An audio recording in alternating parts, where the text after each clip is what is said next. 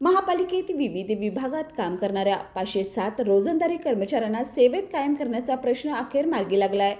उपमुख्यमंत्री एकनाथ शिंदे यांच्या हस्ते यातील 490 कर्मचाऱ्यांना सेवेत कायम करण्याच्या नियुक्तीपत्राचं वाटप करण्यात आलं. महापालिकेत रोजंदारी कर्मचारी म्हणून गेली अनेक वर्ष 507 कर्मचारी काम करत होते.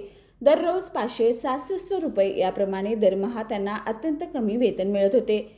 30 वर्ष प्रलंबित असलेला प्रश्न रोजंदारी कर्मचाऱ्यांना सेवेत कायम करण्यासाठी आमदार राजेश क्षीरसागर यांनी पाठपुरावा केलाय. हे कर्मचारी आता कायम सेवेत आल्याने त्यांच्या वेतनाबरोबरच इतर सवलतीचाही त्यांना लाभ मिळणार आहे. यावेळी पालकमंत्री प्रकाश आंबेडकर, आमदार राजेश क्षीरसागर, प्रशासक के मंजुलक्ष्मी यांच्यासह पदाधिकारी उपस्थित होते. बाळ, फ्रीजमधून श्रीखंड काढ ना. आम्ही पूर्वी घरीच बनवायचो श्रीखंड. त्याची चवच वेगळी होती. आता काय सगळं रेडीमेड. आजी, हे श्रीखंड खाऊन बघ. आज तुझ्या आईनं घरीच बनवलं की काय?